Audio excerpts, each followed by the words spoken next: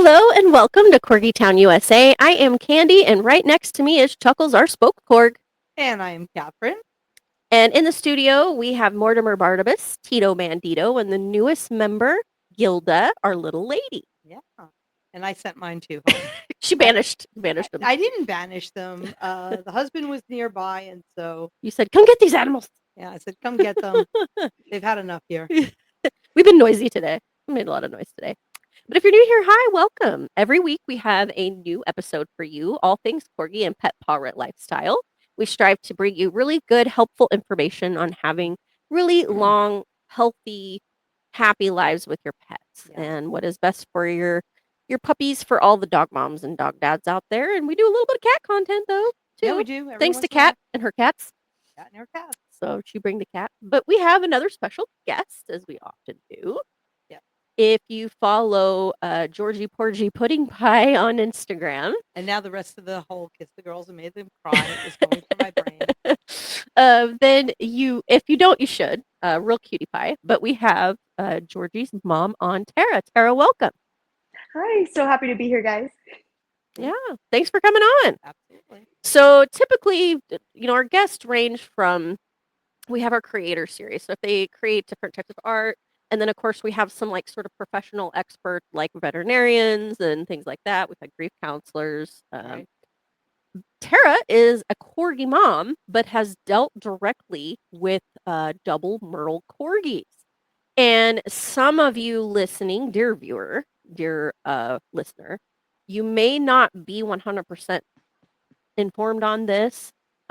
We know some of the basics, so we thought we would have a conversation about it, about why it's important and important to know those genetic markers. So first, Tarah, we're going to ask you how you got started with Corgis. Just kind of give us some backstory, and then how it came about to Georgie. Yeah, I honestly never thought I would have a Corgi. I'm in the equestrian world, and a really good friend of mine who has a stable fosters deaf, blind, or both, normally Great Danes, who also very commonly are DoubleMerle. And she ended up with this Corgi foster, George. And unfortunately, after the rescue that she fosters for, got a lot of like social media following, a lot of like community presence with George. She kind of forgot about him on the foster. So I privately adopted him from that good friend of mine, and we have been together from 6 months old to now, which is he's 2.5 years old now. Aw. That's so precious. That is precious. But he is not your first DoubleMerle. So how did that come about?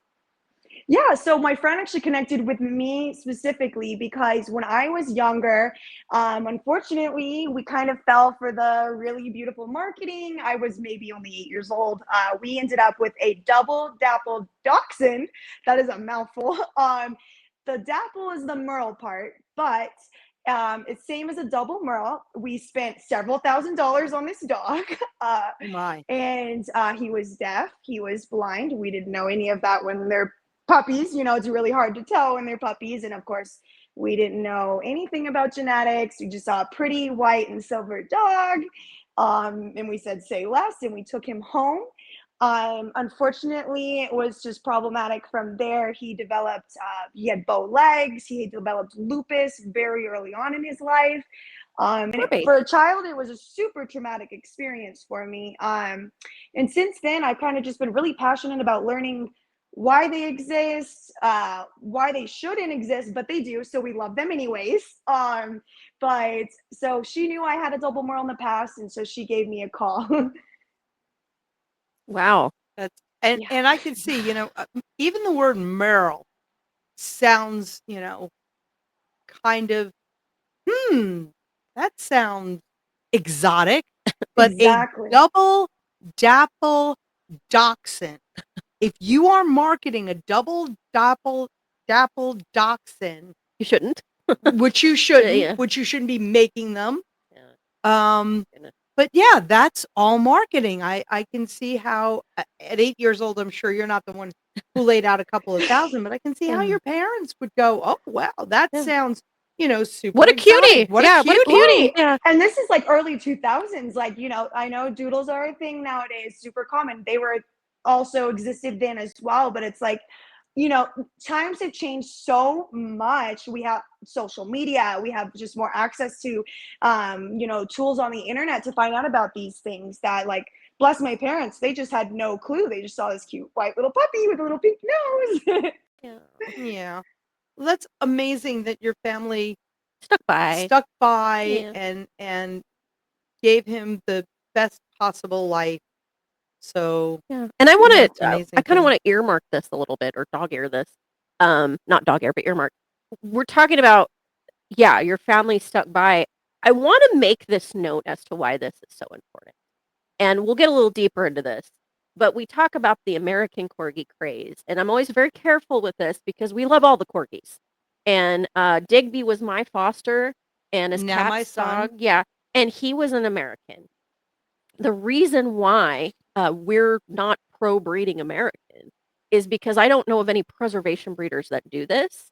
And I believe we don't understand the genetic implications yet. It's not a real breed, it's a mixed breed. And it's the same argument can kind of be made for the doodles. Tarah, she mentioned the doodles. But I think, the reason why is because I haven't been shown that it's not problematic yet. Generally, their conformation isn't real good. There's a lot of different kind of problems. But again, it more comes down to breeders that do that willingly breed mixes. We aren't seeing steadfast genetic testing. And that's where the problem is. It's not that we're anti of this American. It's because of, I don't know that we have all the studies yet. We don't know what the implications are going to be. We are seeing some unfavorable things like DoubleMerle. We're seeing poor conformation, structural problems, things like that. Yes. That's why we're so emphatic about our breeders. Why we care so much about where you get your dog, because the breeder really needs to be paying attention to the health and the temperament and the longevity of your dog as your pet, as your sports dog, as your show dog, whatever As you your decide. child, Yeah, what your companion, Yeah. So that's why we bring this up. And that's, if you come at me with that, I love my American, you should. They're perfect. They're dogs. They all are. But we want you to be careful about where you purchase. So the fact that your family stood by this dog is wonderful. They should. Shelters are full. Rescue groups are full. This is a mixture of a lot of problems. But most of the ones we find in shelter rescues did not come from a reputable breeder, because the reputable breeders will take the dog back and should. It does happen, but much less often. And so that's another reason why we care about it. But there are a lot of behavioral problems that come from poor breeding, as well as health problems. Now, if you get a dog like this, your parents spent a lot of money on your double dapple dachshund. I can imagine they spent much, much more trying to manage the health and keep the dog happy and healthy. And that's another reason why we care about it. We also want you to have something manageable, that your heart is not broken by a genetic malady. And it's exactly that. It's so unpredictable. I got really lucky with George. He can see and he can hear. But with his eyes, he's got quite a few. He's got MOD, which is Merle ocular dystrophy. He's got microophthalmia, just a slew of issues. And but really, I can handle physical issues all day long, but exactly that, especially with these breeds, is the temperament and the behavior that comes into it. And the Cardigan and the Pembroke are so different in personality. I think they're night and day. And then when you're mixing them, it's so unpredictable. And they're notoriously, I don't want to say not good with children, corgis, but it's like something that needs training. And then you bring something unpredictable into a family environment, and they're also, normally these people breeding these mixes are not letting them go at the proper age. They're going like right at 8 weeks. There's not the socialization. You're picking your puppy based on color. The breeder's not picking the puppy with you, for you. And there's a lot of unpredictability. Training never stops with dogs, especially corgis. But it's just, you never know what will turn up just due to the lack of care with the genetics. Yeah. And I'm a dog trainer. I get a lot of corgis too, because we're like, this is the crazy corgi lady. That's me. I am. And I get a lot of those. A lot of the unpredictability, very reactive, a lot of reactivity we have to work on. And the problem with reactivity is once you have it, it's there. Yeah. It's not, they were reactive ones. Doesn't happen anymore. Now we have a lot of desensitization and modification we have to do in order to manage, and never expect perfection and total fixing. But we could get into that all day.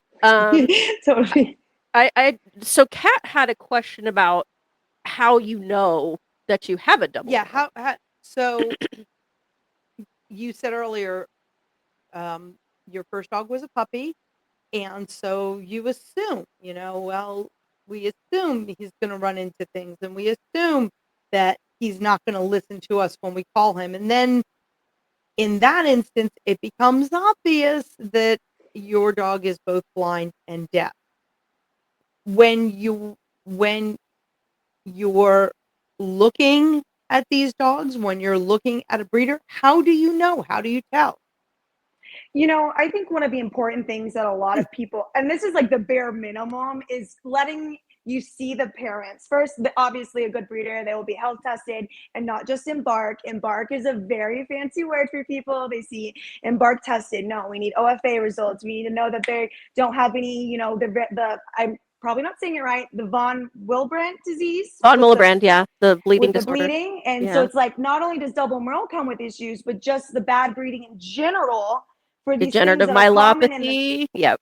Exactly. And so it's one of those things where, like, my double dapple, he looked normal. He didn't have the micro-ophthalmia. Like, people like who do know DoubleMerle, they think it's, very deformed eyes, something super obvious. But sometimes those genetic markers physically don't present themselves very clearly. So a lot of times, these breeders are sending them off and they know they're DoubleMerle, but you don't. But some of those few things is you should know within a few days if your dog can hear by seeing the parents, hopefully seeing genetics come into play. But always, if you see two Merles, and I think if you see multiple Merles on the premises, that's when you really gotta like step back and be like, okay, like, how are you breeding these dogs? Because with DoubleMerle, if you breed two Merles together, each puppy has a 25% chance of being Merle. And I'm not a scientist, I'm not a veterinarian, but there are so many different like links to the DoubleMerle. It can go from extreme or not so extreme to like George, who his eyes present slightly DoubleMerle, but besides the white, or if you didn't know him, people think he's just a super exotic looking dog. Right. Yeah. And that was kind of the other problem with like the breeding American is people want those colors. They like the cookies and cream. They like the white colors. And I mean, of course, so cute, right? So cute. No argument here. But the problem is if your breeder's not doing genetic testing, they can't ensure that there's not Merle on both sides. Exactly. And And you need the bear testing with the ears. It's like they're of course not doing that kind of testing, and that's something a good preservation breeder will do, even if they suspect that even just a regular Merle, they'll do the ear testing, they'll do the eye testing. Yeah. And that's what we tell, we have kind of some guidelines on if you're going to purchase from a breeder. It's really unfortunate. I know just in the Southwest alone, I know of roughly 200 breeders, give or take. Yeah, it's a lot. And I don't speak for or against any specific breeding program because we will never ever be incentivized by a kennel. But I only recommend 2 out of the over 200 that I know of in the region. It's the Wild West out there. But the reason why is we're really picky because we care about the dogs and the health of the dogs. We're not elitists. It has to do with the genetic testing, degenerative myelopathy, the VWD, the EIC, OFA rating. There's taking the dog back for any reason, right. making you sign a spay-neuter contract. And at the very minimum, they should be AKC registered, not CKC, not the American, whatever the other animal is. I can't even remember, but it's one of the sort of like your embark, right? It's like, it's kind of the Shasta of what you should be doing.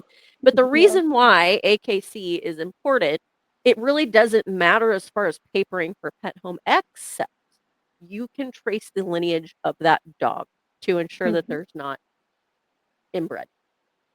Exactly that. And it's hard too, because even within the purebred of both breeds, now we've got dilutes, we've got fluffies, we've got the blue eyes, and they're naturally occurring, but then they're marketing them or breeding just for them. And so it's really a big red flag is if they're breeding for color or they charge more for color. That should immediately turn you away, regardless, purebred, mix, any of that. If they're marketing blueies are cute, and of course they can naturally occur, but with that genetic testing, if someone's breeding, that shouldn't be occurring. Yep. I mean, it. Not to say that my husband was genetically created, because he wasn't. I have brown eyes. He didn't come from a preservation breeder. He didn't your come husband? from a preservation breeder. I have brown eyes. I think 99 and 44 100% of everybody else in the world has brown eyes. If you have blue eyes, it's a lot less. If you have hazel eyes, it's a lot less. If you have gold eyes, it's a lot less. He has one hazel and one blue. And that is, and the reason why I bring that up is it genetically happens. Sure. It does genetically happen. And as you said, Tarah, it can genetically happen with our dogs. The problem that we're bringing up is when it is created, when it is specifically done without any of the consequences being looked at, without saying, well, genetically we can do this and make things better, because I also have a cattle dog, which is a combination of like 5 different dogs that were genetically bred specifically for the Australian desert and farm work. Farm work. So it's not that it's a bad thing when you have mixes. Your mutt is not a bad thing. No, we love all the dogs. We love all dogs. The dogs. We care about where you're getting them, because we care about their health. We care for them and for you. Right. We care about people going out knowingly putting together genetic soup and going for a look. Yeah, there's a really good chance that this dog is going to have a whole ton of problems, but I can get an extra $1,000 for it. So yeah, who cares? That's and that's a separate problem than not knowing, because there's also the not knowing, which is why we're here. Let have them listen to Corgi Town, you would say. Right. But yeah. And so we're not demonizing your run-of-the-mill, whatever. We're not demonizing. Certainly, I am not demonizing all the pets in the shelters and the rescues, because they need loving homes. They absolutely need loving homes. Cat has all the rejects. I have all the fosters. Yeah. I have all the fosters. Yeah. That's not what we're saying. What we're saying, and I'll say demonizing, is these people that go out and go, if I do this, I can get an extra $1,000, $1,500.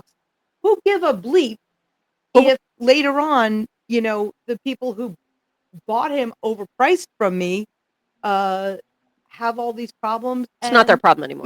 It's not my problem anymore. But we can't do anything about them. However, we can advise that you don't give them money so that they stop doing it. Yeah. Exactly that. And it's the thing is like a lot of the public, you might hear a term with DoubleMerle, lethal white. And it's a little confusing because that's actually a horse term, because if you breed 2 overos together, they'll have a baby that's literally born not alive. It's pure white, not alive, shouldn't happen. But they call lethal white in Merles, especially in like Amish country, is because they'll breed 2 Merles together to get almost a full Merle litter. And then like the 3 that are not Merle, they'll either cull them, which is the lethal part. But now in 2025, now there's this whole industry of, we won't get into it, but unethical rescues that are purchasing these Merle, double Merles, or these even purebreds that may have something genetically wrong with them from the Amish puppy mill, and then adopting them out and making a profit. That's a different day. But sounds like another episode. Yeah. But some people don't even know that there might even be double Merles in the litter, because of course they're hiding them, Goodness. Well, and so let's talk about this. So we're educating what double Merle means. And you mentioned double dappled dachshunds. That's a dachshund term for the double Merle. Piebald. So I'm in a number of Facebook groups that tend to break backyard breeding over the rails. We all know it's a problem. But the reason why I'm in them is to kind of have my finger on the pulse of where some of the bad players are, Yep. because occasionally people reach out to us and say, "I'm looking at this breeder. What do you think?" About 85 to 90% of the time, I'll say, "On to the next." But that kind of helps me be. I mean, I'm just very, very hard on breeders because I care about the dogs Yeah. and what we're doing for the dogs. Exactly. We love our good breeders, by the way. I don't mean to, like you said, the word demonize. I don't mean to demonize any of the breeders. There's a lot of you out there doing really good work, and we really care about you. I have 3 breeder purchased in my house, by the way. So I'm I don't mean to. super pro ethical breeder. Yeah, and so I Super. don't mean to sit up here, on sanctimony and poo poo that. It's specific things that we ask for. But I have seen some things where some of the backyard breeders will say, "Oh, that's not a double merle, that's a piebald." Tara, can you kind of explain, like, that's actually different? Can you explain kind of what that is? So, to my knowledge, so piebald is primarily in like Catahoulas. I believe has piebald. I know Great Danes for sure, but to my knowledge, piebald is like solid. Like I know I've been seeing some American corgis that are like the cookie, the Oreo cookie, where it's like the big black spots, the big gray spots, and the Very merle fashionable is. right now. Yes, I've seen a few, and they're my dear friends. I love them, Sure. but we know where they came from. It's that You don't get big them in a Pembroke. splotches. You don't get those colors with a pure Pembroke. No, when you Yeah. and I don't even think you can get those in cardigans. So that's like a whole nother issue. It's like when these American corgis, you can't even guarantee it was a cardigan and a Pembroke put together. Right. But the piebald, I do believe, is those spots have to be like solid and separate. The merle is where the ticking is within the spots, and it needs to be, I think, at least 2 colors. And I'm sure some breeders will weigh in on this episode with Yeah, comments. I'm not a We're breeder. I'm open to not for. that. Yeah, Me well, too. and Me we're too. open to that. We're here about education, so we don't Yeah. wanna speak, something we don't know. I just know that piebald is indicative of the white color. But Yeah. I've seen that word thrown around with some of the backyard breeders when they Right. say, "Oh, you're breeding merles," because the pearl clutching that happens, which is warranted because someone says, "Oh my gosh, I can't believe you're doing that." But then I've seen those breeders say, "Oh, it's a piebald." It's almost like they use it as an excuse. No, no, no, no. That's not correct. That's what it is. That's not Yeah. that's not a good thing. But that's why it's Mhm. important to throw that term out there and Right. kind of know what that difference is. Yeah. We're Yeah. missing some of those that okay, can you show us the genetics? So I think, the full circle here is ask for genetic testing. Always ask for genetic Exactly. Yeah. testing and a lot of genetic testing. Is what was the Well, Tara, what was the one that you had said before? It not The embark, em not the embark. not embark the is it's company. the Yeah. most basic. That is like one of the biggest red flags. If you see on the page, we embark test 3 generations. I can embark test my dog 3 generations right now. You know what I mean? Like, Yeah. and it's the most bare minimum health testing that you can do. It's something you can do at home with your pet. Right. And that doesn't hold up in any registry. So it's just a fancy piece of paper that someone unknowingly is like, oh, cool, my dog doesn't have that, but really, there's no way of knowing Yeah, without real proper testing that takes, like OFAs, the dog has to develop before you can get those testing done. So if the fact that a breeder's doing that, obviously they're investing the time, and that's the bare minimum. yeah, and Yep. OFA it's the association of the acronym. It's essentially like the registry basic of radiographs have been tested. Radiographs have been taken of dam and sire and their hips and eyes as well. Hips and eyes are Yep. real big in corgis, and I know it's different conformation for different breeds. For the corgis, they tend to have bad hips and they tend to have eye problems, and those are the 2 that you really want to pay attention to. So OFA, that's Absolutely. like a good, better, best. If you come to me and say, "Oh, I'm looking at this breeder, and they're not breeding DM at risk dogs," I'm very big on that. I lost my hammer to DM 2 years ago. Um, they're not breeding DM at risk. They're testing for exercise-induced collapse, von Willebrand disease. And there are breeders out there that do even further genetic testing, which I'm a Right. fan of. The argument I've heard against this, and I'm always try to remain open and listen because I'm not a breeder, is some of the breeders will say, "Well, you really reduce your breeding stock." And I can understand and accept that, except you haven't convinced me that it's okay for some of the big 3. It's not okay for, like, DM, and the argument is that just because they're at risk doesn't mean they will develop. I don't care. I've been through DM. Yep. I serve on the board for Shade Out DM. We're part of the support group. We talk to parents all the time taking the journey. It's awful. It's awful for the dog. It's really awful for the parents. And by the time the dog develops symptoms, it's not the breeder's problem anymore. Right. So that's just an example of why I'm not okay with, nope, did they give you, nope, they should not be breeding at risk. I am not okay with it. I have not been convinced. And, you wonder about genetics. Well, what do genetics show up to? Well, let me see. My grandmother had breast cancer. Her daughter, my mother, had breast cancer. Guess what I had when I was 42 years old? And my one sister who's passed, not from that, but they were monitoring her. My sisters are much older than me. They were monitoring her, and my other sister had had some scares, and they're monitoring my other sister as well. So, do genetics really make that much of it? Yeah, and well, and the argument too, cancer is prevalent in all of our dogs, just like it is with other people, but it's pretty prevalent in corgis, especially in the later generations. Yep. But we can't really prevent the cancer. The DM, maybe they won't, maybe they will. It's not okay that there's a risk to me if you're breeding it. I haven't been convinced. I've tried to listen. I haven't been convinced. So if you're breeding where you're going to, knowingly create a problem, maybe.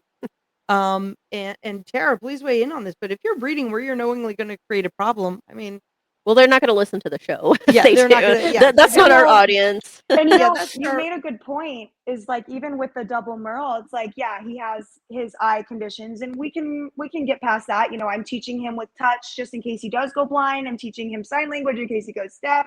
So he's trained multiple different ways in case that happens, but there's just no telling what else comes with just the bad breeding. So believe it or not, DoubleMerle itself does not cause any health issues besides ear problems or eye problems. So all the other problems that these DoubleMerles end up having physically is from the bad breeding, and that's what's so unpredictable.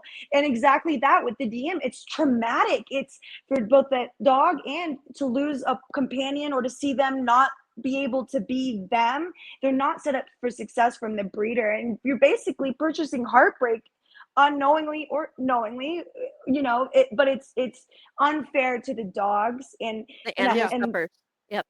And it's part of why I love what you guys are doing so much. And when I first started my Corgi DoubleMerle journey, online, I was so passionate. I was mad at every single person who posted their American Corgi, but then I realized they don't listen, so if you purchase an American Corgi or a Bluey or DoubleMerle, even, that's the past. All you can do is move forward from that and deal with the cards you've been dealt, because like you said, like even your family genetics, if you get sick and stuff, it's out of your control at that point, but all you can do is deal with it.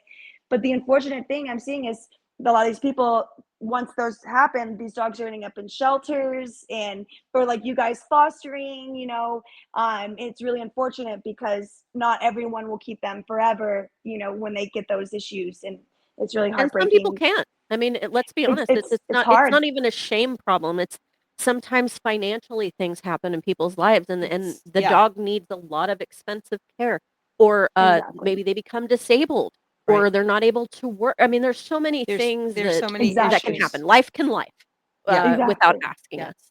And if this is your situation, or you suspect that this might be your situation, start doing the research now. So for me, I knew at a young age that I needed to start getting mammograms, certainly before they had suggested them.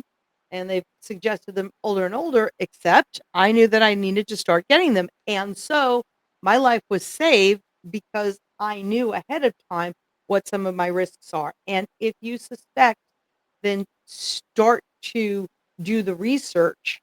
I would say start to do the research so you know. You can do your own genetic testing too. Yeah, you can do your own genetic testing. With Shade Out DM on the website, we have some links for Gensol. And Gensol can give you the DM test, right? But that's an example. Yeah.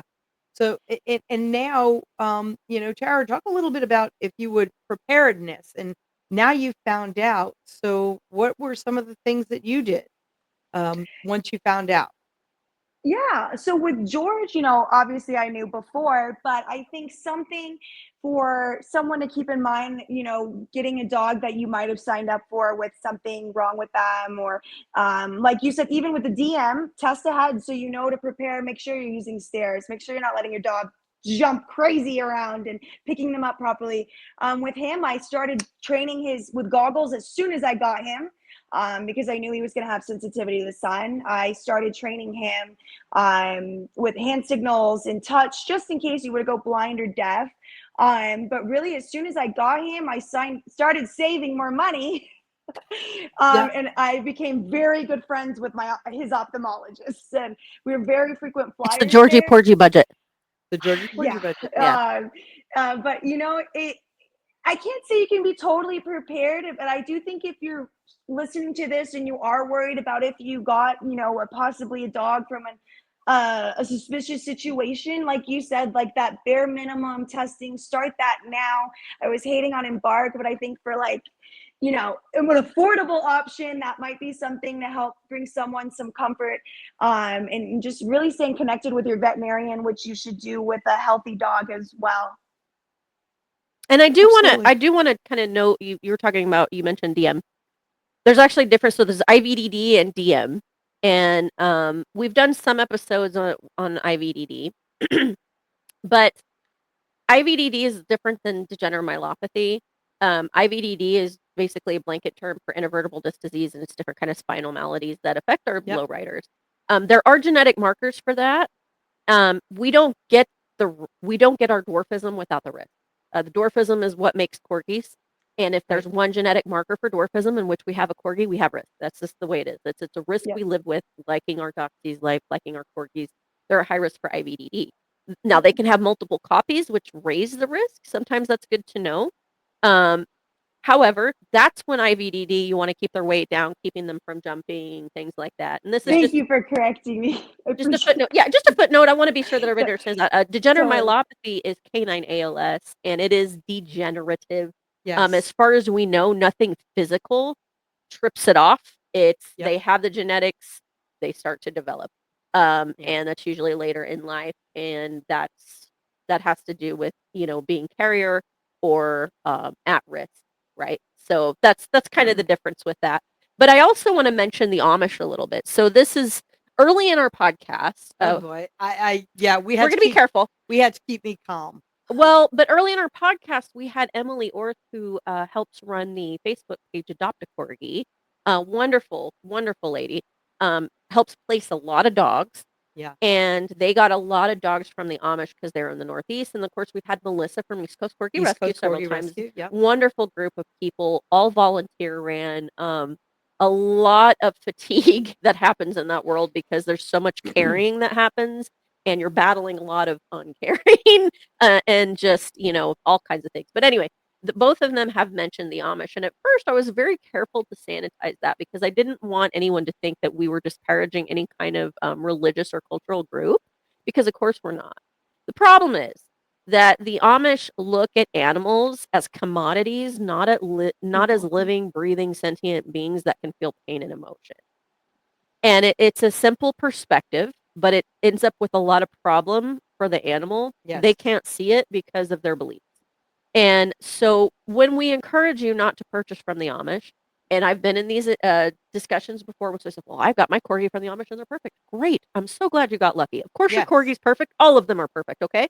That's a little bit of a tone deaf answer. The answer is that the more we keep perpetuating and purchasing from them, the more they're Right. going to keep doing it, because that is a source of income for them Yeah. and their way of life. And they truly do not care about the longevity and health of the animal because they just simply don't believe that it's a thing. Right. So I just wanted to bring that up. And we also had, and I'm going to reference this in an older episode, Caitlin Whiteside. We've had her, I believe it was season 2. She actually rescues, fosters, and trains these DoubleMerle corgis that come out of some of those Oh. programs. She does amazing work. And even personally, I've connected her to a couple that she's actually flown out and gotten them, and she trains them with scent work because most of the time they're blind, and often they're blind and deaf, and does that. So I just wanted to reference that. That's an older episode if you want to check that out. Pretty remarkable. Please say her name again. Caitlin Whiteside is her name. She's just an individual that we had on the show because she has taken care of so many of these corgis and does an amazing work training them. I mean, I'm a dog trainer, and I think it would take me a while to kind of figure out how to pipe in how to train a deaf and blind dog. Okay, we got to find out what motivates you. We'd use scent work, but she has a lot of experience doing it. If this is a situation for you, please look her up. Yeah, reference that website or reference that episode, and I'll try to remember to drop the link. Yeah. And really, I like to hear it and hearing about, and bringing me on to talk about DoubleMerles in a good light, because of course we're trying to deter people, like, don't go purchase one, but like if they sound like something for you, and they're just as amazing as any other dog. And like you said, I'm sure you've seen the results of that training. You wouldn't know some of them are deaf or blind or both. You wouldn't even know.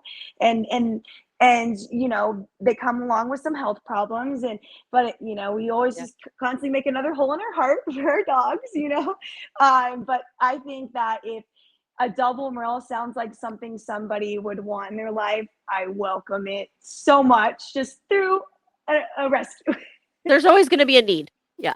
There's always going to be a need for them. Exactly. As long as Merle exists, and as long as they're putting Merle in all of these breeds that they don't exist in, there's going to be DoubleMerles that need love. Yeah, absolutely. Yes. And therein lies the catch-22. We don't want to buy them because we don't want these people to profit from them and to keep doing it. And yet, if we don't buy them, what's going to happen? So, exactly. And we're hoping that will reduce. We're hoping that will reduce, and they do end up in shelter. So if you're called, as Tarah said, to be the guardian for these very special dogs, if you're called to do that, look at the shelters first. There are shelters. Oh, and the rescue groups. And the rescue group. East Coast Corgi Rescue Group. East Coast Corgi Rescue gets some. Look to the shelters first. Adopt a Corgi. Adopt a Corgi. Yeah. They'll dump. If they can't sell them, they will dump to the shelters. So please look to the shelters first, because if they've got to dump too many times, they will stop. And talk to your local rescue.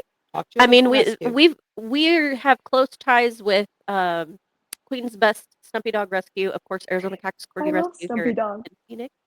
Yeah, and then Susan's great. She was on our 100th episode. Yes, she was. And then also Melissa over East Coast Corgi Rescue. But there are a lot of rescues in between. We just haven't gotten around to interviewing and connecting with yet. Yeah, one of the rescues that I foster for, Follow Your Heart, here in Arizona, they have gotten in corgis, for different variety of reasons. Sure. So just check reach out, let them know. I mean, and that's we get into that same conversation of the adopt, don't shop crowd, right? We are both pro adopt. I mean, Kat fosters, and she takes elderly, she takes sick, she takes puppies. You have a house full of like 12 puppies all the time. I mean, Kat takes all of them. I had like 12 dogs in the house all at once. A mama That's had my goal.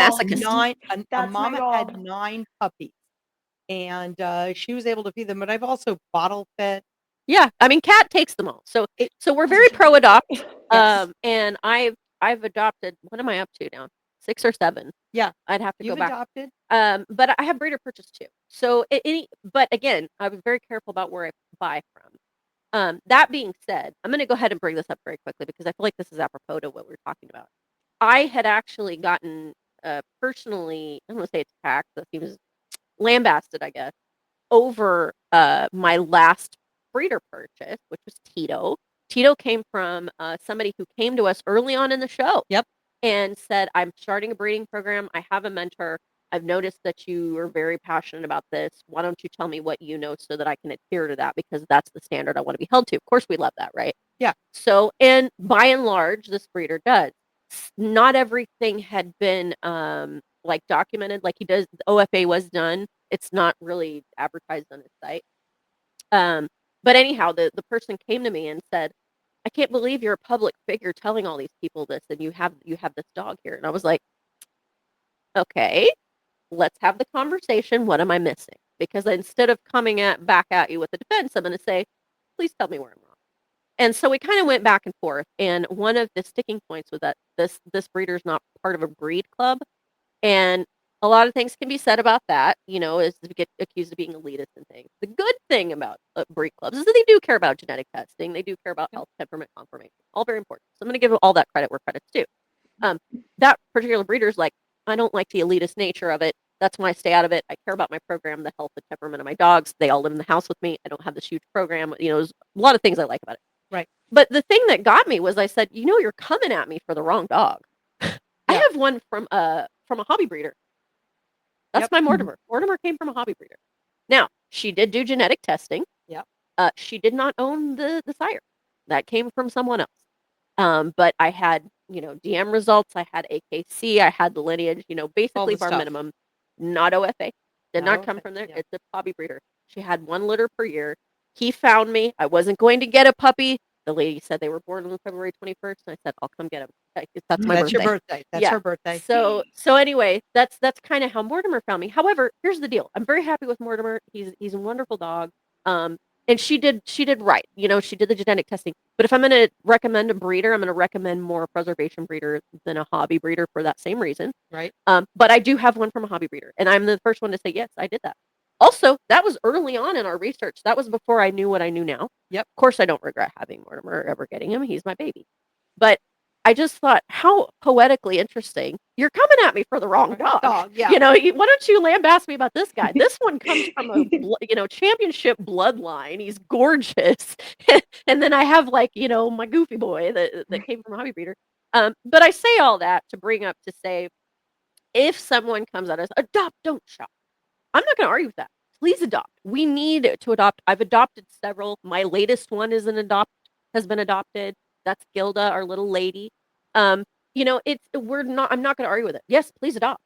If you adopt, yeah, absolutely. Or foster. Or foster. We always need fosters. I'm never going to argue with that. But I also don't think there's anything wrong with wanting a puppy. And guess what? When you get a puppy, you are helping perpetuate the breeds that we love. Yeah. And keeping those bloodlines going. And that's why we need to be very careful about where we purchase from to be sure that those bloodlines are going. Right. Have I outed myself enough, you think, to where somebody's going to say this lady's so full of it? You know what? But that's the thing is I feel like I said, when I first started my journey with George, I was online and it wasn't effective. But you know what? To be fair, I think everyone has honestly gotten a dog from a less than reputable situation, or we might have got a BYB at one point, backyard bred dog. It's learning from that, using that as a chance to educate. I use George, even though I didn't purchase him, I use him as a chance to educate every chance I get. I get both sides having the DoubleMerle. I get people who think I purchased him and just relentlessly bully us online and come at me. But, I'm one of them in the good fight. But I learned that how I talk about it, you're doing a really great job with how you come across. And I just don't think that, you learn from that and you have a great dog from it. And so that's all that matters. Well, and we're not here to be sanctimonious. No. That's, again, it goes back to the American conversation. Oh, I love my American that I bought. You should. They're perfect. Exactly. We want to be careful about where we're getting our dogs and that they're doing these tests. And that's why I'm so harsh on breeders.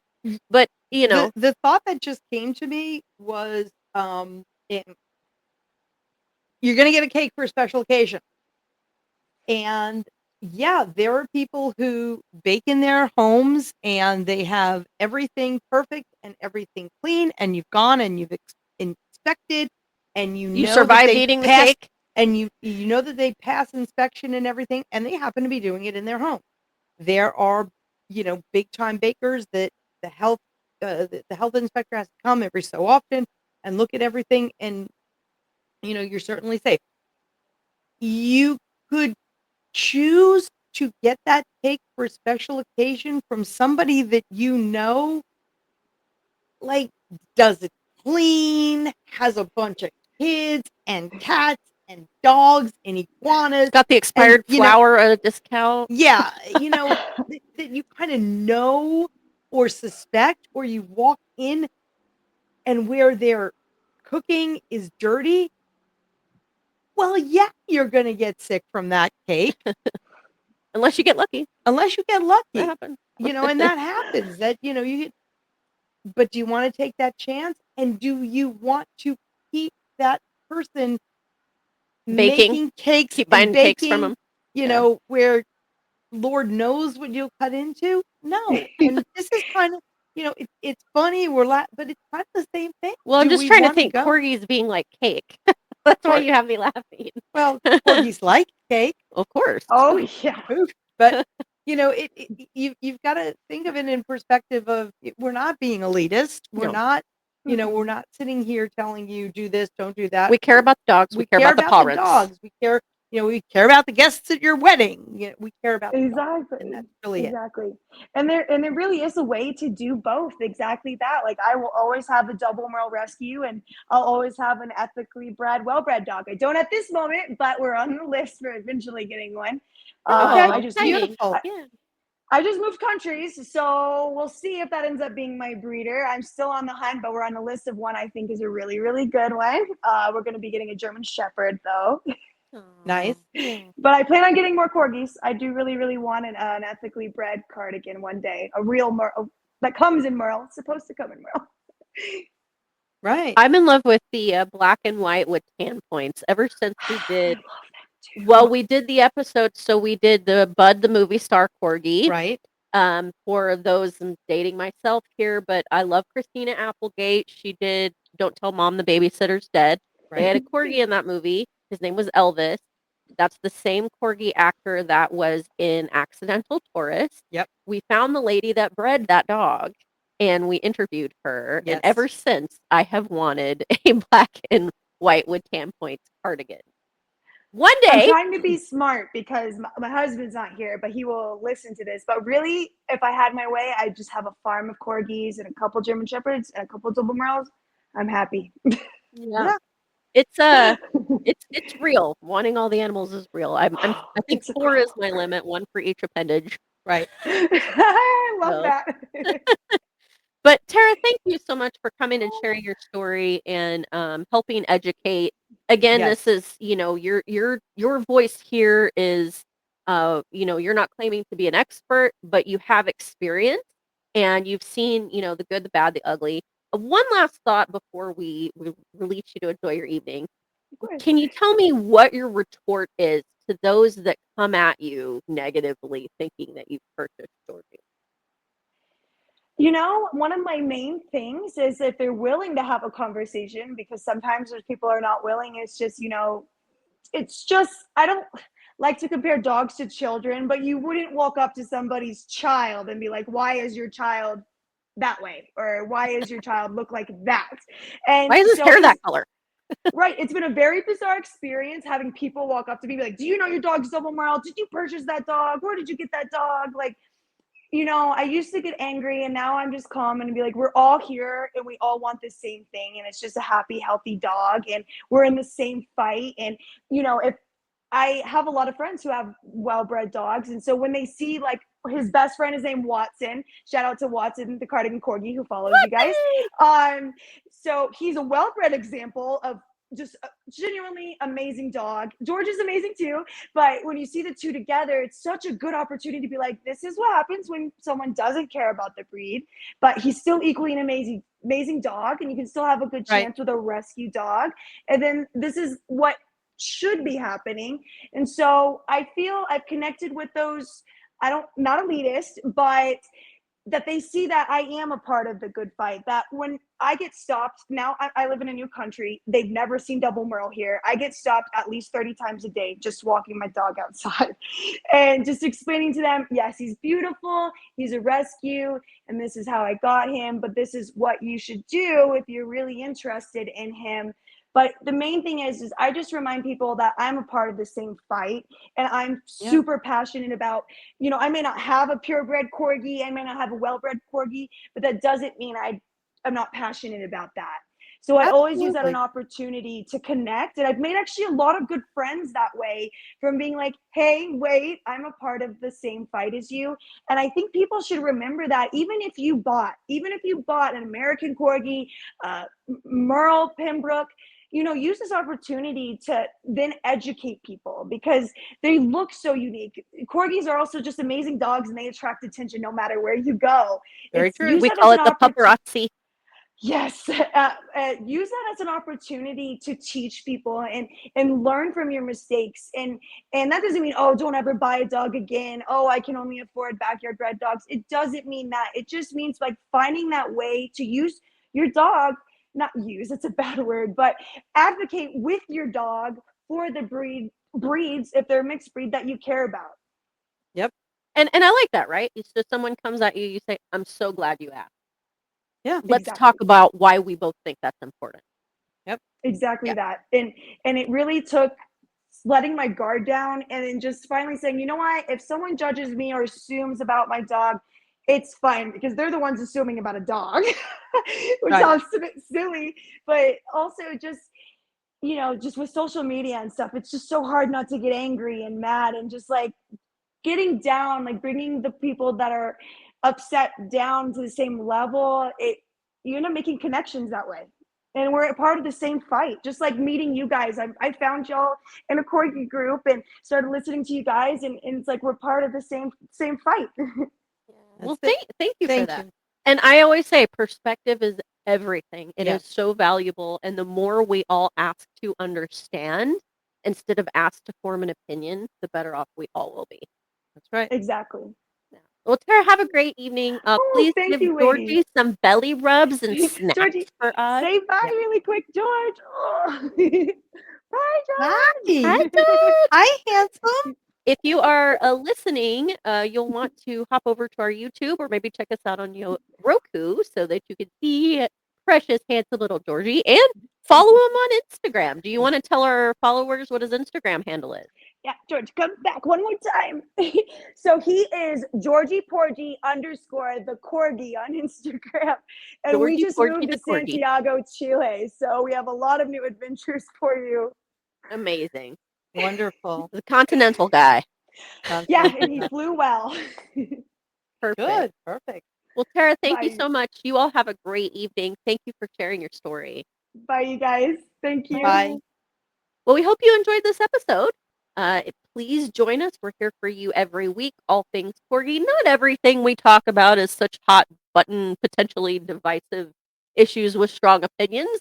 Sometimes it's just fluffy fun, especially with our creator series. But we do try to guide you, give you information in the most lovingly compassionate and Yep. informative way. And even if it's not a corgi, I mean, Tara Well, was just talking dog about parents. dog parents, and Tara was talking about German Shepherds, also a breed that gets DM, unfortunately. So DM, hip hip problems. problems. Yep. So a lot of the stuff that we talk about can apply to every dog out there. We care about the doggos We a do lot. care about the dog Big a time. lot.